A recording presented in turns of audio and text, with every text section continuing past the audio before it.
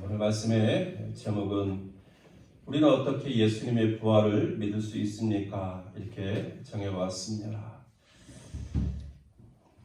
안식일이 지난 다음 날 아직 어두운 새벽입니다.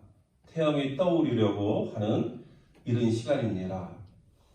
그 이른 시간에 여인들이 예수님의 시체에 바르기 위해서 준비해둔 향품을 가지고 무덤을 향해 가고 있습니다. 여기서 말하는 향품이라는 것은 시체의 부패를 방지하거나 냄새를 제거하는 데 쓰던 장례 용품이었습니다. 이 여인들은 막달라 마리아, 야고보의 어머니 마리아, 살로메입니다. 그런데 성경을 보면 이 여인들은 예수님이 십자가에서 죽는 모습을 끝까지 멀리서 지켜보던 여인이었습니다. 베드로를 비롯해서 다른 제자들은 다 뿔뿔이 도망쳐 흩어졌음에도 불구하고 멀리서나마 사랑했던 예수님이 돌아가시는 그 십자가의 현장을 끝까지 지켰던 여인들이 바로 이 여인들이었습니다. 또한 이 여인들은 예수님이 장사된 무덤까지 따라갔던 여인들이었습니다. 이 여인들이 이렇게 이른 시간에 무덤을 향해서 가고 있는 것은 예수님의 장래의 부족한 부분을 보완하고 싶었던 그런 열망 때문이었습니다. 예수님의 제자였던 아리마대 사람 요셉이 예수님의 시체를 가져다가 깨끗한 세마포로 싸서 바위 속에 판 자기의 새 무덤, 바로 그곳에 예수님의 시체를 넣어두고 또 큰 돌을 그 문 앞에 세워둠으로 장사를 지냈습니다. 그런데 예수님께서 돌아가신 시간이 안식일 하루 전 3시입니다. 오후 3시. 안식일이 시작되는 6시 이후에는 장사를 지낼 수가 없습니다. 그래서 예수님의 장례는 매우 급하게 진행될 수밖에 없었습니다. 그러다 보니까 아리마대 사람 요셉이 예수님의 시체를 가져다가 정성을 다해서 장사를 하였지만 향품을 바르지는 못했던 것 같습니다. 예수님의 장례 지내는 모습을 멀리서 바라본 이 여인들은 예수님의 시체에 향품을 바르고 싶었습니다. 그래서 이렇게 이른 새벽에 예수님의 무덤을 향해서 가고 있습니다. 아마도 이 여인들은 지난 밤을 설치면서 이 시간을 기다리고 또 기다렸을 것입니다. 그처럼 기다리고 기다리다가 무덤으로 가는 길이었지만 이 여인들의 마음속에는 또 다른 염려가 그치질 않습니다.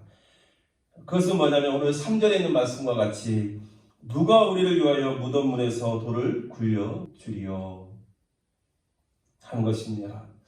여러분, 당시 유대인의 그 무덤 입구는 이렇게 경사져 있었습니다. 그래서 한번 돌을 이렇게 굴려서 무덤에다가 이렇게 딱 무덤문을 막으면 다시 그 무덤문을 열려면 이 무덤 입구를 막고 있는 큰 돌을 이 경사면 위로 이렇게 끌어올려야 되는 그렇게 해야만 했습니다.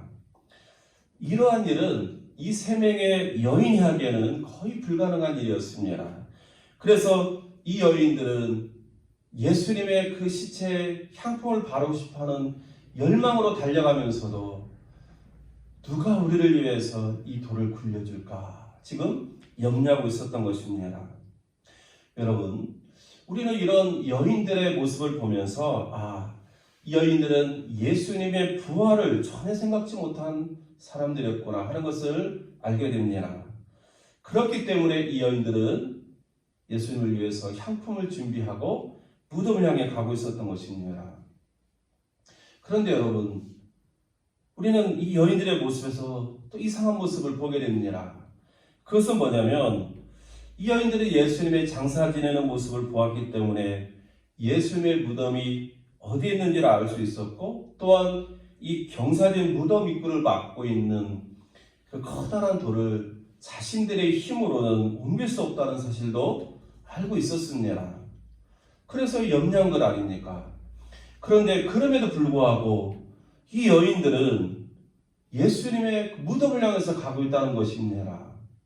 자신들의 힘으로는 그 무덤을 막고 있는 큰 돌을 옮길 수 없다는 사실을 알면서도, 그렇다면 냉정히 생각해보면 자기들이 준비한 이 향품을 예수님의 시체에 바를 수 없다라는 생각도 가졌음에도 불구하고 이 여인들은 그 이른 새벽에 예수님 무덤을 향해 가고 있었다는 사실입니다. 여러분, 이상하지 않습니까? 할 수 없는데 왜 그렇게 가고 있는 것입니까? 왜 그랬을까? 여러분, 이 여인들이 이렇게 할 수밖에 없었던 것은 바로 예수님의 은혜를 크게 입은 자들이었기 때문에 그렇습니다.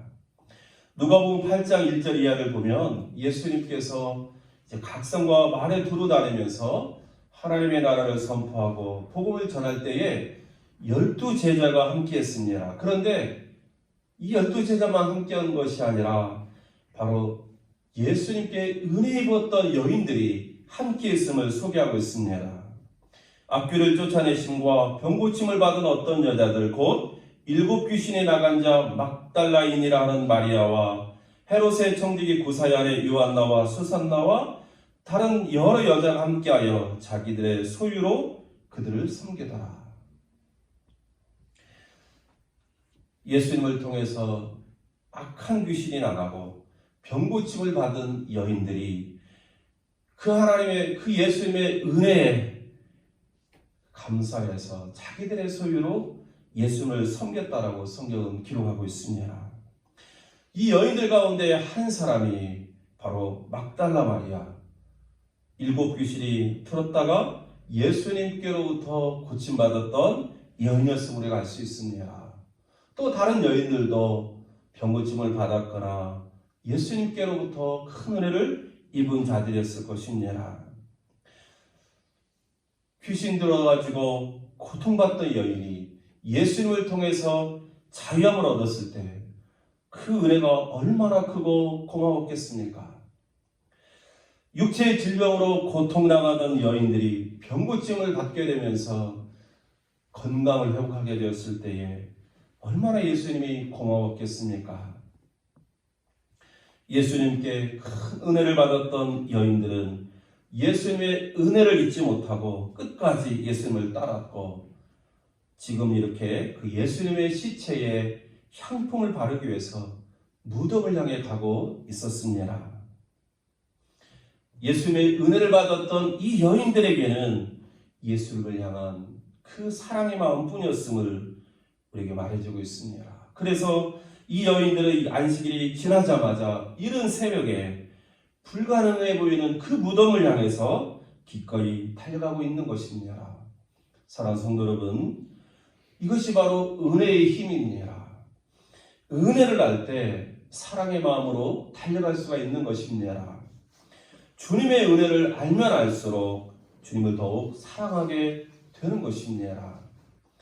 예수님은 여인들의 이러한 은혜의 마음, 사랑의 마음을 아셨습니다. 그래서 부활하신 예수님은 가장 먼저 막달라 마리아에게 부활하신 자신의 모습을 보여주셨습니다. 제가 말씀을 준비하면서 어느 글을 읽다가 체험한 은혜, 목격한 영광이라는 표현을 보았습니다.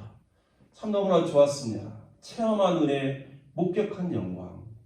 막달라 마리아는 주님의 놀라운 은혜를 체험하였고, 그래서 사랑으로 섬겼더니 예수님은 부활의 영광을 막달라 마리아에게 처음으로 보게 하셨습니다. 사랑하는 성도 여러분, 은혜를 기억하는 사람에게 더 큰 은혜가 임하게 됩니다. 부활주를 맞이해서 우리들도 먼저 주님께 받은 은혜를 기억할 수 있기를 주의 이름으로 축복합니다. 그래서 더욱 주님을 사랑하고 섬기는 우리 모두가 될 수 있기를 주의 이름으로 축원합니다. 이 여인들이 예수님의 무덤에 도착했을 때에 놀라운 일이 일어났습니다. 무덤을 막고 있었던 그 큰 돌이 옮겨져 있었던 것입니다. 오늘 사전에 보니까 눈을 들어본 즉 돌이 굴려져 있는데 그 돌이 심히 크다. 큰 돌이었는데 굴려져 있는 것입니다. 여러분, 이 굴려져 있다라는 표현은 좀 옆으로 이렇게 밀쳐놨다 그런 뜻이 아닙니다. 완전히 그 입구에서 제거되었다는 뜻입니다. 그러니까 돌이 옮겨져 가지고 저 멀리 떨어져 있는 것입니다. 어떻게 이런 일이 일어날 수 있을까? 그런데 여인들이 이 무덤 안으로 들어갔더니 더욱더 놀라운 장면을 만나게 됩니다. 그것은 그 무덤이 텅 비어 있었고 예수님의 시체 대신에 흰옷 입은 한 청년이 그 자리에 앉아 있었던 것입니다. 바로 천사입니다. 그 이른 새벽에 이 여인들이 이런 장면을 보면서 얼마나 놀랐겠습니까? 그때 천사가 말해줍니다. 6절 이하를 보니까 놀라지 말아라. 너희가 십자가에 못 박히신 나사렛 예수를 찾는구나. 그가 살아나셨고 여기 계시지 아니하니라.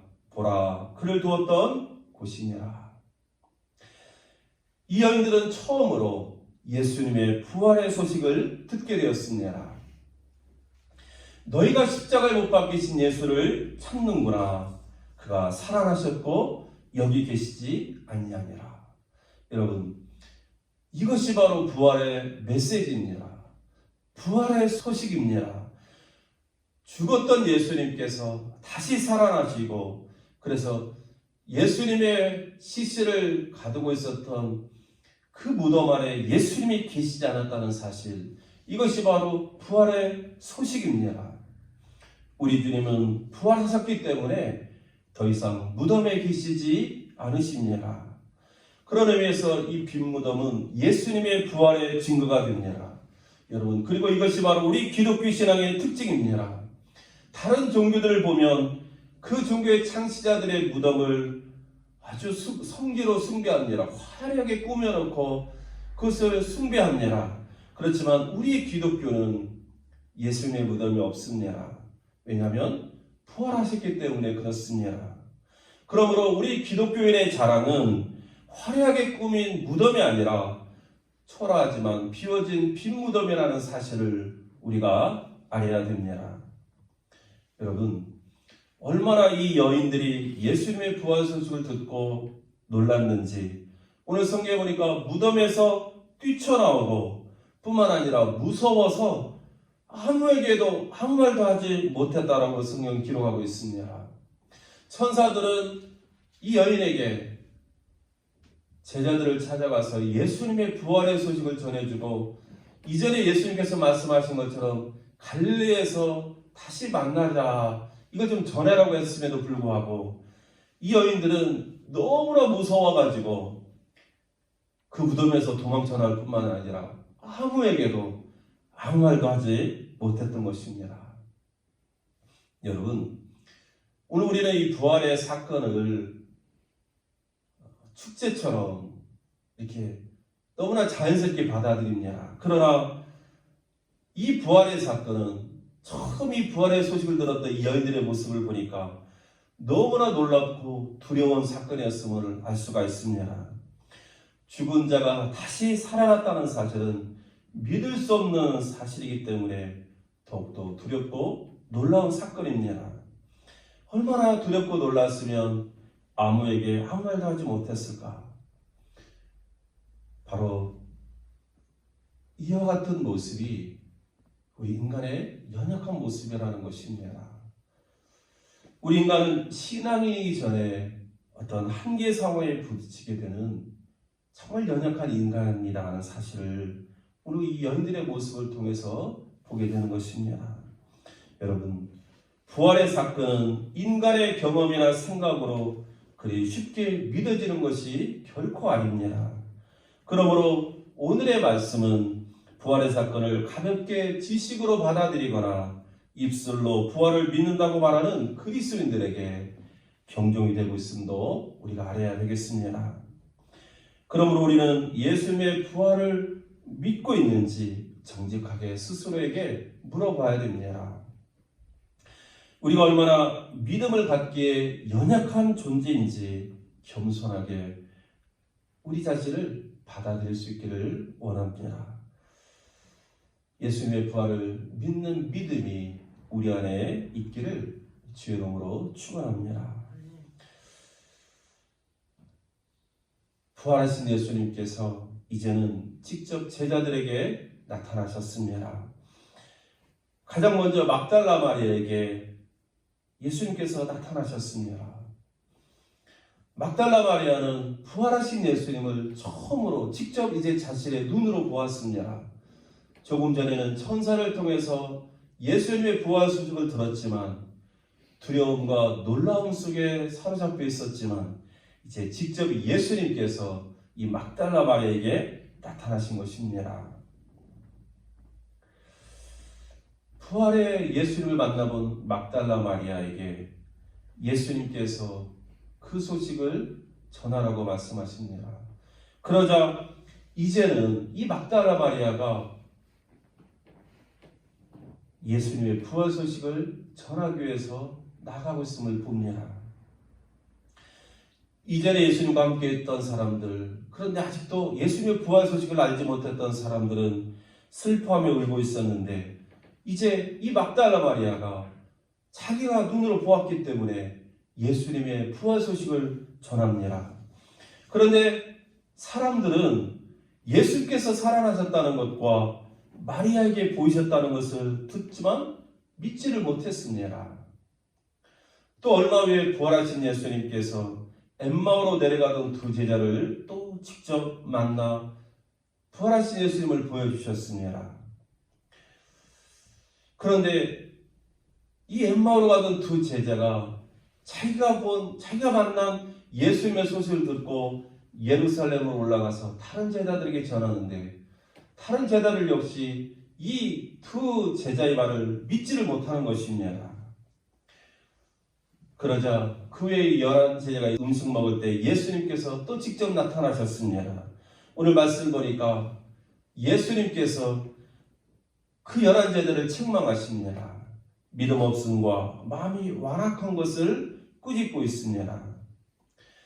여러분, 비록 이 11제자들은 예수님부터 꾸지람을 듣고 있지만 그동안 자신들에게 전해진 예수님을 부활 소식을 믿지 못했던 이 11제자들은 이제 자기들에게 나타나셔서 꾸짖고 계시는 그 예수님을 보면서 예수님의 부활을 믿게 되었다는 사실입니다. 왜냐하면 예수님을 직접 만났기 때문에 그렇습니다. 여러분, 오늘 본문의 말씀은 우리들에게 반복해서 말씀해 주십니다. 예수님의 부활 소식을 들은 사람들은 예수님의 부활을 믿지 못했지만 부활하신 예수님을 만난 사람들은 믿게 되었다는 사실을 계속해서 반복해서 말씀해 주고 있습니다. 여러분, 우리가 하나 분명히 깨달을 것은 뭐냐면 부활신앙은 부활의 현장의 것에 의존하지 않는다는 것입니다. 빈무덤, 예수님께서 감고 있었던 그런 세마포나 두건들, 여러분, 이것들을 통해서 사람들이 믿은 것이 아닙니다.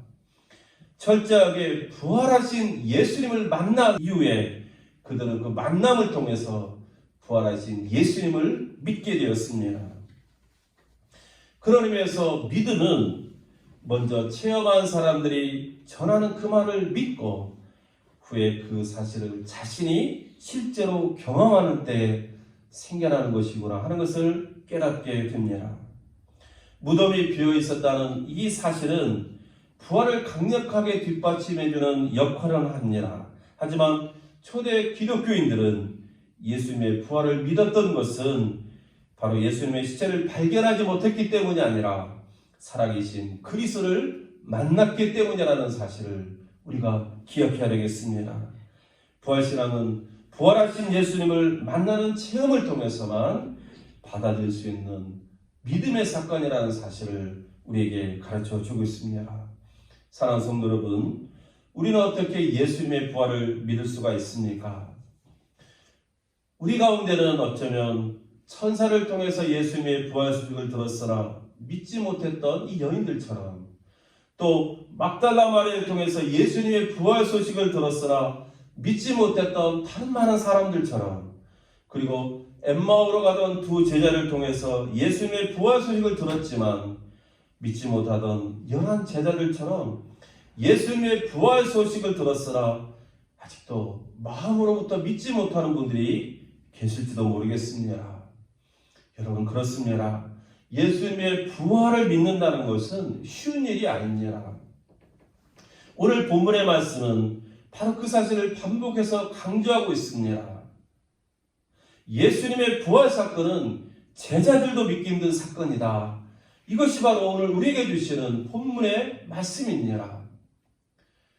예수님과 함께 있었던 많은 제자들도 믿지 못했던 부활의 사건이 오늘 이 시대를 살아가는 우리들에게도 얼마나 믿음으로 받기가 어려운 사건입니까? 그렇지만 예수님을 직접 만나면 예수님의 부활을 믿게 된다라고 또 우리에게 말씀해 주십니다. 왜냐하면 지금 우리가 만나는 그 예수님은 바로 부활하신 예수님이기 때문에 그렇습니다. 사랑하는 성도 여러분, 우리는 어떻게 예수님의 부활을 믿을 수 있습니까? 먼저 예수님의 부활의 소식을 듣고 그리고 우리가 그 부활하신 예수님을 만나게 될 때 우리가 부활하신 예수님을 믿게 될 수 있습니다. 저는 이 말씀을 준비하면서 한번 물어봤습니다. 나는 왜 부활하신 예수님을 믿고 있는가? 내가 빈무덤을 본 것도 아니고 내가 예수님의 부활을 경험했던 사람들의 그 옛날 그 사람들의 얘기를 직접 들었던 것도 아닌데 왜 나는 지금 부활하신 예수님을 믿고 많은 사람들에게 부활하신 예수님을 전하고 있을까? 여러 가지로 생각해 보았으나 제가 결론 내린 것은 뭐냐면 나는 지금까지 내 삶 속에서 내 인생 가운데서 나타나신 예수님을 부인할 수 없기 때문에 예수님의 살아계심과 부활을 믿을 수밖에 없다는 사실입니다. 내 인생 가운데 나타나신 예수님이 확실하기 때문에 그 예수님은 부활하신 예수님, 살아계신 예수님이라고 선포할 수밖에 없습니다. 언젠가 제가 아는 선교사님부터 들은 이야기입니다. 이 선교사님께서 이집트를 다녀오셨습니다. 저는 아직 못 가봤지만 이 아랍권 사람들은 이 선교사님의 표현으로는 이 마주치는 사람들의 모습 속에 무표정한 얼굴이 그 마음을 무겁게 해준다고 합니다. 그런데 일정 중에 방문했던 쓰레기 마을에 사람들이 있었는데 그 쓰레기 마을에 살고 있는 사람들의 표정이 너무나 밝습니다. 그래서 방문했던 그 성사님 일행을 아주 반갑게 맞아줬습니다. 바로 그 사람들이 그리스도인들이었습니다. 그곳에 사는 그리스도인들은 스스로를 3등 시민으로 자처한 사람들이라고 합니다. 우리가 잘 아는 것처럼 이집트는 이슬람 국가입니다. 그래서 이 이집트라는 나라에서 관직이 오르고 출세하려면 이 이슬람 신앙을 무슬림이 되어야 됩니다. 가져야 된다는 것입니다. 그런데 여기 있는 그리스도인들은 이 모든 권리를 포기하고 스스로 3등 시민으로 살아가면서 자신들의 신앙을 지키고 있는 콥틱 그리스도인들이었던 것입니다. 신앙을 지키기 위해서 무덤인 카타콤에서 살았던 초대교회 성도들, 그리고 그 후에 2000년이라는 세월이 지났지만 신앙을 위해서 3등 시민을 자처하고 쓰레기 마을에서 살아가는 콥틱 성도들의 그 모습 속에서 이 선교사님은 주님의 십자가의 고난과 부활의 신앙을 갑옷 삼은 자들의 삶을 보았다라고 고백하셨습니다. 나귀를 타고 예루살렘에 입성하시는 주님의 겸손은 바로 스스로를 비천하게 하고 고난을 당하게 하는 것이었습니다. 마찬가지로 이 콥틱 성도들 역시 쓰레기 마을에서 스스로를 3등 시민으로 이렇게 낮추면서 살아가고 있습니다. 그렇지만 그 가운데서 그들은 기뻐하고 즐거워하고 있습니다. 왜 이렇게 살아갑니까? 이 사람들은 주님의 고난과 죽음이 나를 향한 주님의 사랑이라고 생각했고 내게 있을 영광스러운 부활을 믿었기 때문에 현재의 이러한 고난을 스스로 받아들이며 살고 있는 것입니다. 사랑하는 성도 여러분, 바로 부활의 소망, 부활의 믿음은 이런 모습이 아니겠습니까? 그 부활의 소망을 확신하기 때문에 이집트라는 그 이슬람 사회 속에서 자기 신앙을 지키기 위해서 스스로 3등 시민으로 자기를 낮추고 쓰레기 마을에서 살아가고 있는 이 사람들의 모습이야말로 예수님의 그 부활을 확신하는 믿음의 사람이라는 것을 우리에게 말씀해 주고 있습니다. 오늘 이 세대를 살아가는 우리들의 모습은 어떻습니까?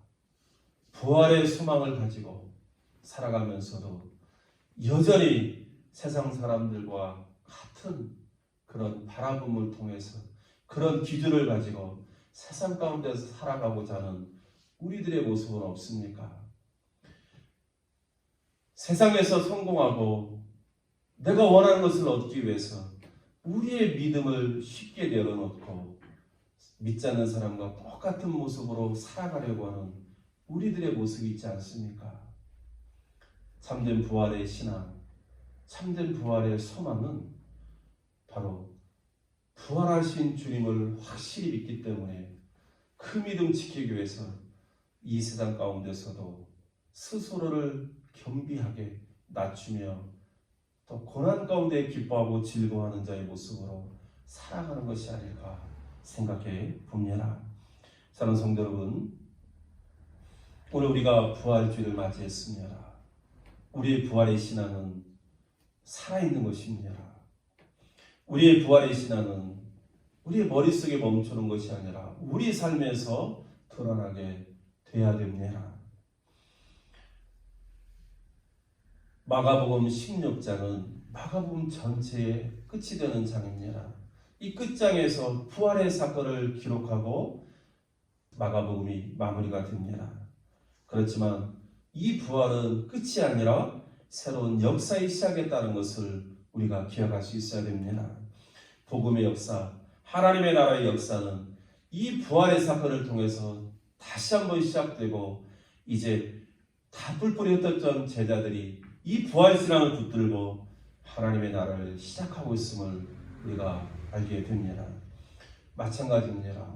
우리들의 신앙도 우리들의 삶의 새로운 역사도 바로 이 주님의 부활을 통해서 부활의 신앙을 통해서 다시 시작하는 것이구나 하는 것을 우리에게 말씀해 주십니다. 마가복음 1장 1절 하나님의 아들 예수 그리스도 복음의 시작이라. 바로 복음의 시작 되시는 예수님은 부활하신 예수님을 통해서 우리들에게 다시 한번 시작해 하시는 힘이 되고 있습니다. 오늘 이 자리에 함께 우리 모든 성도님들도 바로 새로운 역사의 시작이 되시는 부활의 주님을 다시 한번 붙들고 우리의 삶 속에서 다시 한번 일어나서 새로운 시작을 시작해보는 우리 모두가 될 수 있기를 주 이름으로 축복합니다. 우리 함께 기도하겠습니다. 하나님 아버지, 부활주를 맞이해서 부활의 사건을 듣는 것으로 멈추는 것이 아니라 부활하신 예수님을 만남으로 마음으로 확신할 수 있는 은혜가 있기를 원합니다. 비록 3등 시민으로 자처하며 쓰레기 마을에 사는 자들일지라도 예수님의 부활 사건을 믿고 소망 중에 살았기 때문에 그들은 그 고난에 기뻐하고 즐거워하고 있음을 알고 다시 한번 부활의 신앙으로 거듭나며 다시 한번 부활의 신앙으로 시작하는 우리 모두가 될 수 있도록 역사하여 주옵소서. 예수 그리스도의 이름으로 기도하옵나이다. 아멘.